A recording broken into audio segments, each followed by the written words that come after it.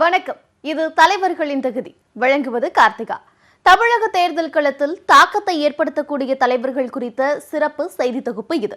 தமிழக களத்தில் தவிர்க்க முடியாத ஒரு ஆளுமையாய் குறுகிய காலத்தில் வளர்ந்தவர் தமிழிசை. தமிழகத்தில் பாஜகவின் முதல் பெண் தலைவராக நியமிக்கப்பட்ட பெருமை உடையவர். முதலில் காணலாம் அவரது பயோடேட்டா.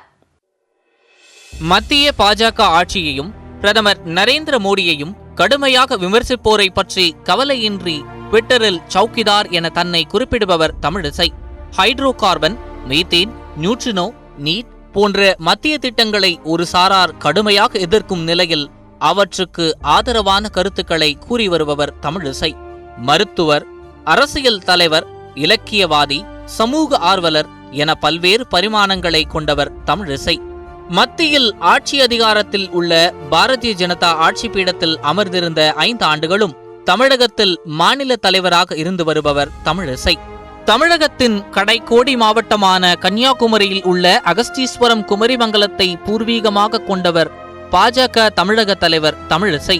தமிழகத்தின் பாஜக தலைவராக உள்ள அவர் அதற்கு முற்றிலும் நேரெதிரான கொள்கைகளை உடைய காங்கிரஸ் குடும்பத்தில் பிறந்தவர். 1961ஆம் ஆண்டு ஜூன் 2ஆம் தேதி பிறந்தவர் தமிழிசை. தமிழக காங்கிரஸ் கட்சியின் முன்னாள் தலைவரும் சுதந்திர போராட்ட வீரருமான குமரி அனந்தனின் மகள். தாய் கிருஷ்ணகுமாரி. தமிழிசைக்கு 3 சகோதரிகளும் 1 சகோதரரும் உள்ளனர். தமிழிசைக்கு சுகநாதன் என்ற மகனும் பூவிழினி என்ற மகளும் உள்ளனர். மகனும் பெற்றோரைப் போலவே மருத்துவர். முதுநிலை மருத்துவ படிப்பை முடித்துள்ளார். சுகநாதனுக்கு திருமணமாகிவிட்டது. மகள் பூவிழினியும் குடும்பத்தில் உள்ள மற்றவர்களைப் போலவே மருத்துவம் படித்து வருகிறார். தமிழிசையின் தந்தை குமரி அனந்தன் தமிழக காங்கிரஸ் கமிட்டியின் முன்னாள் தலைவர், சிறந்த பேச்சாளர், இலக்கியவாதி என்பதால் தமிழை சுவாசித்தபடியே வளர்ந்தார் தமிழிசை. சட்டப்பேரவைக்கு செல்லும் தந்தைக்கு குறிப்புகள் எடுத்து தருவது, பிரச்சார கூட்டங்கள் மற்றும் நடைப்பயணங்களில் பங்கேற்பது என வாழ்க்கை நகர்ந்ததால் அவரை அறியாமல் அரசியல் ஆசை தமிழிசைக்குள் துளிர்விட்டது எனலாம். தந்தையைப் போலவே சிற்றப்பா வசந்தகுமாரும் மருத்துவர். அரசியல் வேட்கைக்கு கேட்க வேண்டுமா? பள்ளி கல்வியை முடித்ததும் சென்னை மருத்துவக் கல்லூரியில் மருத்துவ படிப்பில் சேர்ந்தார் தமிழிசை. அங்கு பயின்ற காலத்தில் மாணவர் பேரவை சங்கத் தலைவராக ஆனார். அப்போதே ஓர் அமைப்பை தலைமையேற்று நடத்தும் பக்குவம் அவருக்கு வந்துவிட்டது. மருத்துவம் பயின்று வந்தபோதே சவுந்தரராஜனை மணம் முடித்தார். கணவர் சவுந்தரராஜனும் மருத்துவர், சிறுநீரக மருத்துவ நிபுணர். இவர்களின் திருமணத்தின் போது எலியும் பூனையுமாக இருந்த எம்ஜிஆரும் கருணாநிதியும் ஒரே மேடையில் பங்கேற்று பேசியது அந்த காலத்தில் மிக பரபரப்பாக பேசப்பட்டது. மருத்துவ படிப்பை முடித்த தமிழிசை சவுந்தரராஜன் டாக்டர் எம்ஜிஆர் மருத்துவ பல்கலைக்கழகத்தில் முதுநிலை மருத்துவம் பயின்றார். அதன் பிறகு கனடா சென்று சோனாலஜியில் சிறப்பு பயிற்சி பெற்றார். கனடாவில் இருந்தாலும் அரசியல் கனவு தமிழிசைக்குள் கனன்றபடி இருந்தது. நாடு திரும்பிய பின் மருத்துவராகவும் பேராசிரியையாகவும் பணிபுரிந்தார் தமிழிசை. இதனிடையே இலக்கிய கூட்டங்களில் பங்கேற்பு தொடர்ந்தது. பாஜக முன்னாள் மாநில தலைவர் இலகணேசன் நிர்வகித்து வரும் பொற்றாமரை இலக்கிய அமைப்பின் செயலாளராகவும் உள்ளார். 1990களில் தனியார் தொலைக்காட்சிகள் முளைக்கத் தொடங்கிய காலகட்டத்தில் பல்வேறு நிகழ்ச்சிகளில் பங்கேற்றுள்ளார் தமிழிசை. குறிப்பாக மகளிர் பஞ்சாயத்து என்ற வாராந்திர நிகழ்ச்சியை பல ஆண்டுகள் நடத்தி தன் பேச்சு திறனை மெருகேற்றியபடி இருந்தார் தமிழிசை. ஆதலால் மேடை பேச்சுகளில் அவர் பரிமளித்து வருவதில் வியப்பேதுமில்லை. தமிழக அரசியலில் பாஜகவுக்கென ஒரு புதிய பரிமாணத்தை ஏற்படுத்தியவர் தமிழிசை. தமிழகத்தில் பாஜக என்ற ஒரு கட்சி செயல்படுவதை தன் பேச்சாலும் அறிக்கைகளாலும் மூலை முடுக்குகளிலெல்லாம் தெரியப்படுத்தியவர். கடும் போட்டிகளுக்கிடையே கட்சியில் உயரம் தொட்ட தமிழிசையின் வளர்ச்சியை இப்போது பார்க்கலாம். தமிழக பாஜகவின் முதல் பெண் தலைவர் என்ற பெருமையை பெற்றவர் தமிழிசை. தடாலடியாக பேசி மக்களின் கவனத்தை தன்பால் ஈர்ப்பதில் தமிழிசை வல்லவர். ஆர்கே நகர் தேர்தல் நடைபெறாது என்றார், அது நடந்தது. டிடிவி தினகரன் சிறை செல்வார் என்றார், அதுவும் நிகழ்ந்தது. தமிழகத்தில் ஜெயலலிதாவை தவிர்த்து இவரளவிற்கு விமர்சனத்திற்கும் கேலிக்கும் உள்ளான பெண் தலைவர் எவரும் இல்லை. அதை பற்றி கவலையின்றி தன் பாதையில் சென்று கொண்டிருப்பவர்.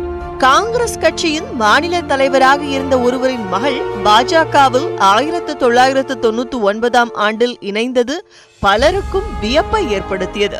தமிழிசையின் இந்த முடிவு தந்தை குமரி அனந்தனுக்கு பெரும் அதிர்ச்சியை ஏற்படுத்தியது. தந்தை மகள் உறவே பாதிக்கும் நிலை ஏற்பட்டது. ஆனால் அதற்கெல்லாம் அசைந்து கொடுக்கவில்லை தமிழிசை.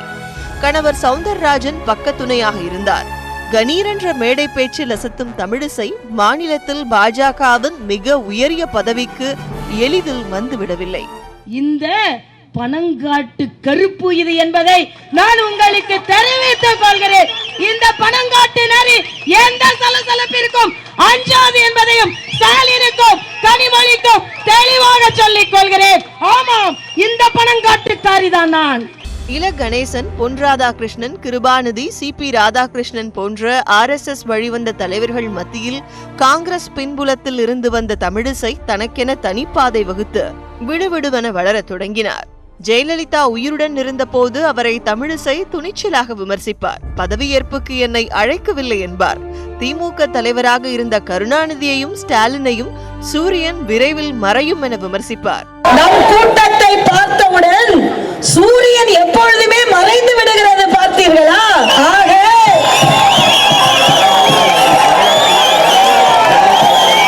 இந்த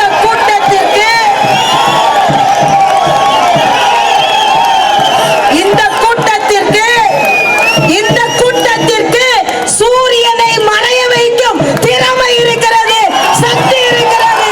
நிச்சயமாக மறைந்தே போகும்.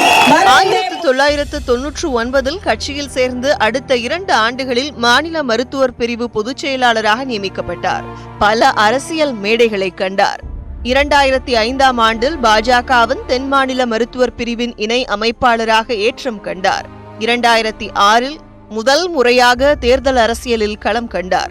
பல்வேறு மாநிலங்களுக்கு சென்று சிறப்பாக செயல்பட்டார். அதனால் பாஜக மாநில பொதுச் செயலாளர் பதவி தமிழிசையை 2007ஆம் ஆண்டில் தேடி வந்தது. 2010இல் மாநில துணைத் தலைவர், 2013இல் பாஜகவின் தேசிய செயலாளர் என படிப்படியாக உயரத் தொடங்கினார். ஊடக விவாதங்களில் பங்கேற்று தங்கள் கட்சியின் கருத்தை ஆணித்தரமாக முன்வைத்தார். ராஜா போன்ற டெல்லியில் செல்வாக்குமிக்க தலைவர்கள் மத்தியில் தன் பாதையில் மின்னல் வேகத்தில் சென்ற தமிழிசைக்கு 2014 மக்களவைத் தேர்தல் நல்லதொரு வாய்ப்பை ஏற்படுத்தி தந்தது. அதுவரை தமிழக பாஜக தலைவராக இருந்த பொன் ராதாகிருஷ்ணன் தேர்தலில் வென்று அமைச்சரானார். 1.5 ஆண்டு பதவிக்காலம் எஞ்சி இருந்த நிலையில் தமிழக தலைவர் பதவியை பொன் ராதாகிருஷ்ணன் ராஜினாமா செய்தார். அப்போது அவரது இடத்தை பிடிக்க கடும் போட்டி நிலவியது. தமிழகத்தில் பாஜகவை சாமானியர்களின் முகமாக மாற்ற பகீரத பிரயத்தனம் செய்து வந்த மேலிடம் பிற்படுத்தப்பட்ட சமூகத்தைச் சேர்ந்த தகுதி நிறைந்த தமிழிசையை தெரிவு செய்தது. தமிழக பாஜகவின் முதல் பெண் தலைவராகும் வாய்ப்பை பெற்றார் தமிழிசை. யாருடைய பின்புலமும் இன்றி தன் சொந்த முயற்சியால் அவர் இந்த இடத்தை எட்டியிருந்தார். எதிர்ப்புகளை எல்லாம் கடந்து துடிப்பாக செயல்பட்டு பிரதமர் மோடி, கட்சித் தலைவர் அமித்ஷா ஆகியோரின் நம்பிக்கைக்கு பாத்திரமானார். திமுக தலைவர் கருணாநிதி, ஸ்டாலின் போன்றோரையும் விட்டு வைக்கவில்லை. பரபரப்பான வேடிக்கையான நடவடிக்கைகளால் பாஜகவை ஊடக வெளிச்சத்திலேயே தொடர்ந்து வைத்திருந்தார் தமிழிசை. அவரது பேச்சுக்கு எதிர்வினைகள் அதிகம் எழுந்தாலும் அது தமிழகத்தில் பாஜகவின் நடவடிக்கைகள் உயிர்ப்புடன் இருப்பதை நினைவூட்டின. மேலும் தமிழகத்தில் 50 லட்சம் புதிய உறுப்பினர்களை சேர்த்தும் பூத் அளவில் நிர்வாகிகளை நியமித்தும் கட்சியை வலுப்படுத்தினார். இந்த அதிரடியான நடவடிக்கைகள் பிரதமர் மோடியையும் தலைவர் அமித்ஷாவையும் கவர்ந்தன. அதனால் பொன் ராதாகிருஷ்ணன் விட்டு சென்ற 1.5 ஆண்டு முடிந்த நிலையில் மாநில தலைவராக தமிழிசையே மீண்டும் நியமிக்கப்பட்டார். தமிழகத்தின் சுஷ்மா சுவராஜ் என தொண்டர்களால் அன்பாக அழைக்கப்படுகிறார்.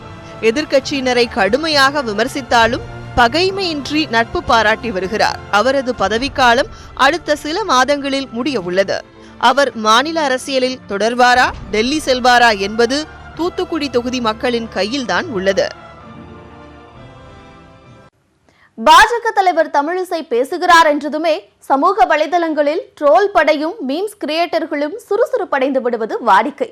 விஜயகாந்திற்கு முன்பு தந்த சிறப்பு கவனத்தை தமிழிசைக்கு நெட்டிசன்கள் தற்போது தந்து வருகின்றனர். அவற்றில் சிலவற்றை பார்க்கலாம். சூரியன் உதிக்கிறதோ இல்லையோ, இலைகள் துளிர்க்கிறதோ இல்லையோ, தமிழிசையின் வசனங்களில் பிரபலமானது தாமரை மலர்ந்தே தீரும்.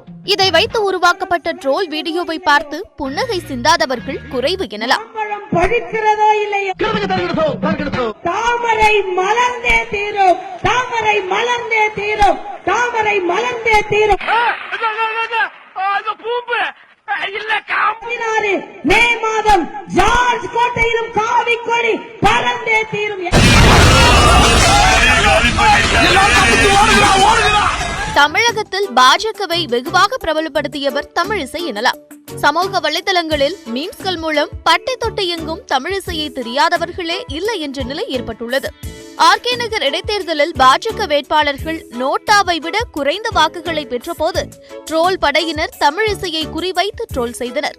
எனினும் ஒரு கட்டத்தில் நெட்டிசன்கள் வரம்பு மீறி அவரது உருவம் தலைமுடியை வைத்து கேலி செய்து வரம்பு மீறினர். அதற்கு நான் அழகுதான் என சாட்டையடி பதில் தந்தார். இதற்கெல்லாம் அவர்கள் சளைப்பதே இல்லை. அரசியல் சர்ச்சைகளில் முதலிடம் பிடிப்பதில் தமிழிசைக்கும் அக்கட்சியின் தேசிய செயலாளர் ஹெச் ராஜாவுக்கும் போட்டியே வைக்கலாம். சர்ச்சை தமிழிசைக்கு சர்க்கரை பொங்கல் சாப்பிடுவது போன்றது. தன் கருத்துக்களால் தமிழிசை சிக்கிய சில சர்ச்சைகளை பார்க்கலாம். கடந்த 2017ஆம் ஆண்டில் விஜய் நடித்த மெர்சல் திரைப்படத்தை ஓட வைத்ததே தமிழிசைதான் என பலரும் கூற கேட்டிருக்கலாம். மெர்சல் திரைப்படத்தில் GST வரி விதிப்பு, டிஜிட்டல் இந்தியாவை விமர்சிக்கும் வசனங்கள் இருந்தன. அதற்கு மெர்சல் திரைப்படத்தில் மத்திய அரசுக்கு எதிரான வசனங்கள் பதிவு செய்திருப்பது கண்டனத்திற்குரியது என்றும், GST வரி விதிப்பு முறையில் உண்மை தன்மையை மறைத்து மக்கள் மனதில் மாற்று கருத்துக்களை பதிய வைக்க கூடாது என்றும் தமிழிசை எதிர்ப்பு தெரிவித்தார். அவ்வளவுதான், நெட்டிசன்களும் விஜய் ரசிகர்களும் பொங்கி எழுந்தனர். அவர்கள் ஒன்று சொல்ல, பாஜகவினர் ஒன்று சொல்ல, மற்றவர்களுக்கு ஆர்வம் அதிகரித்து படம் ஹிட்டானது. இதேபோல் தூத்துக்குடியை சேர்ந்த மாணவி சோஃபியா லூயிஸ் விவகாரம். கடந்த 2018ஆம் ஆண்டு செப்டம்பர் மாதம் தூத்துக்குடி சென்றார் தமிழிசை. விமானத்தில் உடன் பயணம் செய்த கனடாவில் பயிலும் தமிழக மாணவி சோஃபியா தமிழிசையை நெருங்கி பாசிச பாஜக ஒழிக என கூறியதாக தமிழிசை புகார் கூறினார். விமான நிலையத்தில் உள்ள போலீசாரிடம் புகார் செய்வதற்குள் விவரம் அறிந்து திரண்ட பாஜகவினர் சோஃபியாவை சூழ்ந்தனர். அவரை தாக்க முயன்றதாக பெரும் பரபரப்பு ஏற்பட்டது.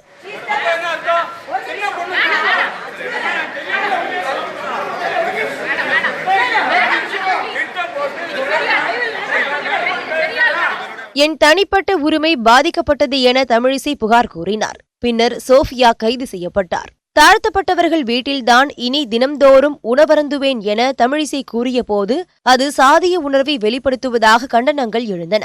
தற்போது தன் வீட்டிலேயே உணவருந்துகிறார். சில மாதங்களுக்கு முன் செய்தியாளர் சந்திப்பில் தமிழிசை பேசிக் கொண்டிருந்த போது ஆட்டோ டிரைவர் ஒருவர் பெட்ரோல் விலை உயர்வு குறித்து கேள்வி எழுப்பினார். யார் கேள்வி கேட்டது என பாராமல் தமிழிசை பதிலளிக்க துவங்கியதும் கட்சி தொண்டர் ஒருவர் ஆட்டோ டிரைவரை நெட்டி தள்ளினார். இது பெரிய சர்ச்சையை உருவாக்கியதும் டிரைவரின் வீடு தேடி போய் மன்னிப்பு கேட்டார் தமிழிசை.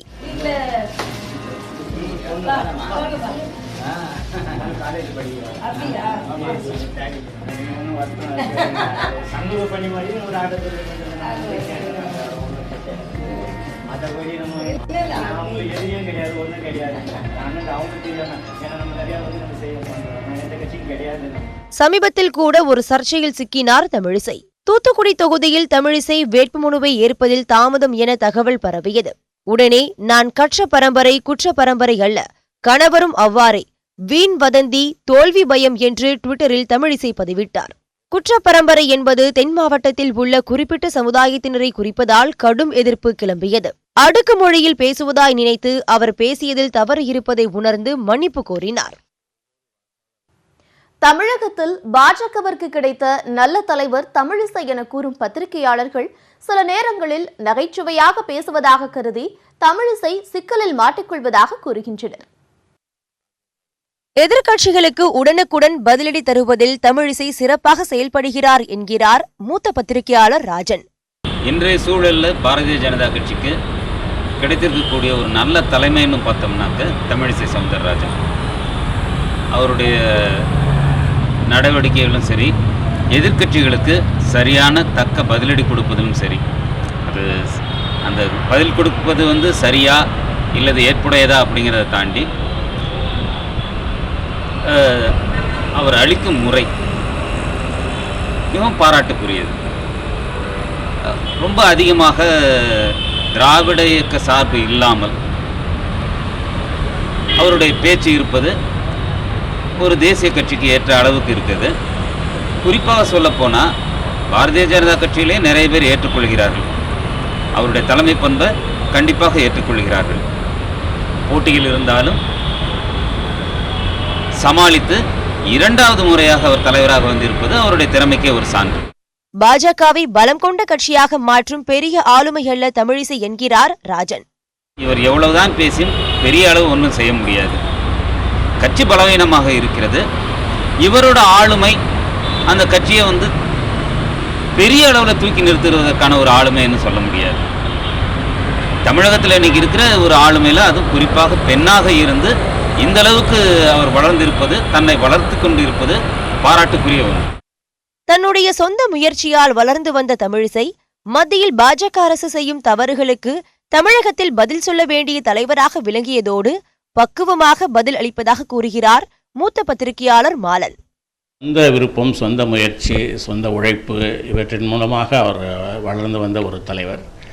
அதிலும் பாரதிய ஜனதா கட்சி போன்ற ஒரு கட்சிக்கு தமிழ்நாட்டில் தலைமை தாங்குவது என்பது அவ்வளவு எளிதான ஒரு காரியம் அல்ல. ஏனென்றால் கடந்த மக்களவைத் தேர்தலுக்கு பிறகு அந்த கூட்டணியில் இருந்த கட்சிகள் விலகி போன போது அநேகமாக தமிழ்நாட்டில் இருக்கிற எல்லா கட்சிகளும் பாரதிய ஜனதாவை விமர்சித்து வந்தன. அவர்களுக்கு ஆதரவாக பேசுவதற்கு வேறு கட்சிகள் இல்லாமல் இருந்த ஒரு சூழ்நிலை இருந்தது. மத்தியில் பாஜக அரசு நடந்து கொண்டிருந்ததுனால பாஜக அரசு செய்கிற ஒவ்வொரு சிறிய விஷயத்திற்கும் தவறுகளுக்கும் இவர்தான் இங்கு பதில் சொல்ல வேண்டியவராக இருந்தார். அந்த சூழ்நிலையில் அதை அவர் மிக சரியாக கையாண்டார். ஊடகங்களோடு பேசுகிற போது அதை குறித்து மிக விரைவாக, மிக தெளிவாக அதை குறித்து கருத்துக்கள் சொல்லி வந்தார். அது ஓரளவுக்கு அவருடைய மனோதிடத்தையும் மனோதைரியத்தையும் அவருக்கு அவருடைய கொள்கைகள் மீது இருக்கக்கூடிய உறுதியையும் காட்டுகிறது என்று நான் நினைக்கிறேன். தமிழிசையால் சில சொல் விளையாட்டுகள் சிரிப்புக்கிடமாகி போவதாக சொல்கிறார் மாலன். பல நேரங்களில் பதிலடி கொடுப்பதாக நினைத்து கொண்டு சொல்கிறாங்க, சில சொல் விளையாட்டுக்களை செய்கிறாங்க. அந்த சொல் விளையாட்டுக்கள் அதை சில நேரங்களில் ஒரு சிரிப்புக்கிடமான ஒரு விஷயமாக ஆகிவிடுகிறது. அப்புறம் தமிழ்நாட்டில் சில சொற்களுக்கு பின்னால் வேறு பல அர்த்தங்கள் இருக்குது. அதை அது அவர்களுக்கு புரியாமல் சமயங்களில் அதை சொல்லிடுறாங்க. இப்போ அண்மையில் அந்த குற்றப்பரம்பரை என்ற வார்த்தையை சொல்லி அதில் சர்ச்சையில் அவங்க மாட்டிக்கொண்டாங்க. அதே போல் சில நேரங்களில் நகைச்சுவையாக பேசுவதாக நினைத்து கொண்டு அவங்க சில விஷயங்கள் சொல்கிறாங்க. அது நகைச்சுவையாக எடுத்துக்கொள்ளப்படாமல் சீரியஸாக எடுத்துக்கொள்ளப்படுகிறது. சீரியஸாக நினைத்து கொண்டு சில விஷயங்களை சொல்கிறாங்க, அது நகைச்சுவையாக எடுத்துக்கொள்ளப்படுகிறது. அது அந்த கம்யூனிகேஷன் இதில் இன்னும் அவங்க தங்களை சீர்படுத்திக் கொள்ள வேண்டும் என்று நினைக்கிறேன். தனக்கு அளிக்கப்பட்ட பணியை தமிழிசை சிறப்பாக செய்வதாக கூறினாலும் அவர் தன்னை மேம்படுத்திக் கொள்ள வேண்டியது அவசியம் என்கின்றனர் பத்திரிகையாளர்கள். காங்கிரஸ் மூத்த தலைவரின் மகளான தமிழிசை சவுந்தரராஜன் அவர் கூடாத இடத்தில் இருப்பதாக எதிர்க்கட்சியினர் கூறும் நிலையில் பாஜகவினரோ சொந்த முயற்சியில் தமிழிசை உயரம் தொட்டிருப்பதாக கூறுகின்றனர். ஒரு பெண்ணாக சொந்த முயற்சியில் அரசியலில் தமிழிசை உயர்ந்திருப்பதாக கூறுகிறார் பாஜக மூத்த நிர்வாகி SR சேகர். இவருடைய மிகச்சிறப்பான குணம் என்னவென்றால், ஒரு பெண்ணாக அரசியலிலே கால் பதிப்பது மிகப்பெரிய கடினம். ஆனால் தன்னுடைய சொந்த அறிவினாலே அத்தனை கேள்விகளுக்கும் எக்ஸ்டம்போர் என்பார்கள், டக்கு டக்கு டக்கு டக்குன்னு பதில் சொல்லக்கூடியவங்க. இன்றைக்கி கூட எல்லா கட்சியிலும் ஒரு டீம் இருக்கும். அந்த டீம் தலைவருக்கு இந்த மாதிரி பதில் சொல்வதில் உதவி செய்யும்.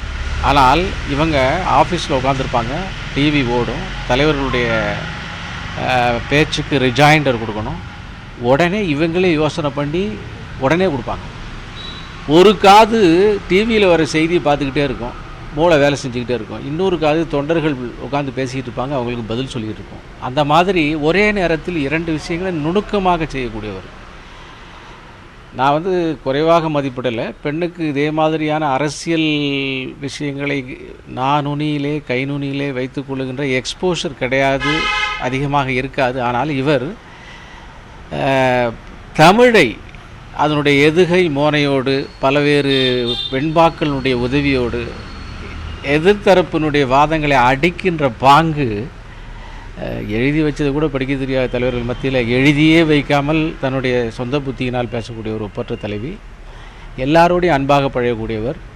கிராமப்புற மாணவர்கள் மருத்துவராக வேண்டும், மாநில சுயாட்சி வேண்டும் என்ற கொள்கையுடைய தமிழிசை அதற்கு நேரெதிரான கொள்கைகளை உடைய பாஜகவில் இருப்பது அவரது பலவீனம் என்கிறார் இந்திய கம்யூனிஸ்ட் கட்சி மாநில செயலாளர் முத்தரசன்.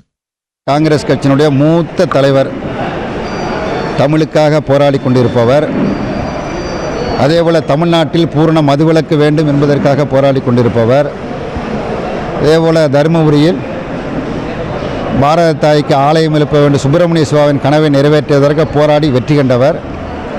அவருடைய அன்பான மகள் தமிழிசை அவர்கள். அந்த வகையில் எனக்கு அவர் அன்பு சகோதரி. அவர் இருக்கக்கூடாத இடத்தில் இருக்கிறார், அதுதான் அவருடைய பலவீனம். குமரியானந்தன் மகள் என்பது அவருக்குள்ள பலம். அவர் இருக்கக்கூடாத இடத்தில் இருப்பதால் அது ஒரு மிகப்பெரிய பலவீனம். தந்தை பூரண மதுவிலக்குக்கு போராடுகிறார், ஆனால் மகளோ தமிழ்நாடு முழுவதும் சாராய கடைகளை திறந்து வைத்திருக்கிற கட்சியோடு அணி சேர்ந்திருக்கிறது. அடக்கப்பட்ட ஒடுக்கப்பட்ட கிராமப்புறத்து மக்களுக்கெல்லாம் மருத்துவ மாணவராக வேண்டும் என்று தமிழிசை விரும்புகிறார்.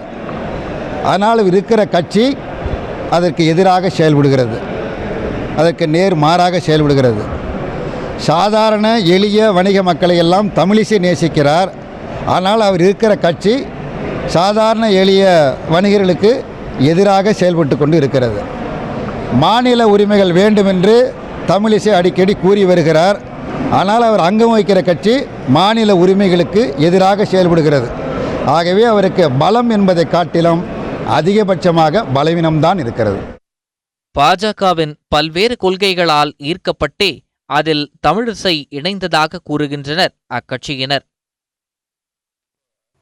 தாமரை மலரும் என்னும் தமிழிசையின் பேச்சால் தமிழகத்தில் பாஜகவின் செல்வாக்கு குறைவதாக ஒரு சாராரும், தமிழகத்தில் பாஜகவை தமிழிசை தனியாளாக வளர்த்து வருவதாக மற்றொரு தரப்பினரும் கூறுகின்றனர். தமிழகத்தில் இருக்கும் பல்வேறு பிரச்சினைகளுக்கு குரல் கொடுக்காததால் தமிழிசையும் பாஜகவும் வீழ்ச்சியடைந்து வருவதாக கூறுகிறார் இந்த சென்னை வாசி. அவங்க அந்த கட்சியை பலப்படுத்துறத அழிவுக்கு தான் அவங்க கொண்டு போவாங்க. அவங்க மக்களுக்கு எந்த ஒரு இதுவும் அவங்க இது பண்ணலை. இன்னைக்கு தமிழ்நாட்டில் இருக்க பிரச்சனைகளை பார்த்தா அவங்க தலைவர் சொல்லிக்கிறதுக்கே தகுதி இல்லாதவங்க. ஒரு பெண்ணாக இந்த அளவிற்கு வளர்ந்து வந்திருக்கும் தமிழிசை கொண்ட கொள்கையில் உறுதியாக இருக்க வேண்டும் என்கிறார் சுகன்யா. ஒரு பெரிய விஷயம் தான். ஏன்னா அவர் பொன்னார் ஃபர்ஸ்ட் இருந்தாரு, அதுக்கப்புறம் தான் இவங்க வந்தாங்க. அவங்க எடுத்து நடத்துறது மெயின் பெரிய விஷயம் கிடையாது. பட் ஆனால் அங்கே அந்த கட்சியில் இருக்க அந்த கேண்டிடேட் மற்ற மெம்பர்ஸ்லாம் இருக்காங்களா, அவங்க எப்படி நடந்துக்கிறது தான் மெயின். ஒரு எனக்கு தெரிஞ்சு அவங்க இன்னும் கொஞ்சம் இந்த கொள்கைலாம் ஸ்ட்ராங்காக இருந்தால் நல்லாயிருக்கும். அதுன்னு ஒரு டெமோக்ரஸி இருக்குது பேசுறதுக்குன்னு. ஸோ அந்த உரிமை அவ்வளோவா கொடுக்கறதில்ல பிஜேபி பொறுத்த வரைக்கும். பேச்சாற்றல் மிகுந்த தலைவர் தமிழிசை சவுந்தரராஜனால் பாஜக வளர்கிறது என்ற கருத்து ஒருபுறம் இருந்தாலும் கொள்கை காரணமாக பாஜகவுக்கு ஆதரவு குறைந்து வருவதாக பலரும் கூறுகின்றனர். பாஜக தொடங்கிய 39 ஆண்டுகளில் தமிழகத்தில் விரல் விட்டு எண்ணக்கூடிய அளவில் எம்பிக்களையும் ஒரே ஒரு எம்எல்ஏவையும் மட்டுமே தமிழக மக்கள் இதுவரை வெற்றி பெற செய்துள்ளனர். தமிழிசை மட்டும் விதிவிலக்கா என்ன? அவருடைய தேர்தல் வரலாறு குறித்து இப்போது பார்க்கலாம். தமிழிசை 2006ஆம் ஆண்டு நடந்த சட்டப்பேரவை தேர்தலில் முதல் முறையாக களம் கண்டார். நெல்லை மாவட்டம் ராதாபுரத்தில் போட்டியிட்ட அவர் 5ஆம் இடத்தையே பிடிக்க முடிந்தது. 2009ஆம் ஆண்டு மக்களவைத் தேர்தலில் வடசென்னையில் களம் கண்டு 3ஆம் இடத்தையே தமிழிசையால் பிடிக்க முடிந்தது. 2011 சட்டப்பேரவைத் தேர்தலில் வேளச்சேரியில் களம் கண்டு 4ஆம் இடத்தை பெற்றார். 2016இல் சென்னை விருகம்பாக்கம் சட்டப்பேரவை தொகுதியில் போட்டியிட்டு தோற்றார். தற்போது 2வது முறையாக மக்களவைத் தொகுதியில் களமிறங்கியுள்ளார். இம்முறை தூத்துக்குடியில் திமுகவின் கனிமொழியை எதிர்த்து போட்டியிடுகிறார். இத்துடன் தலைவர்களின் தகுதி தொகுப்பு நிறைவு பெறுகிறது. நாளை மற்றொரு தலைவரை பற்றி பார்க்கலாம்.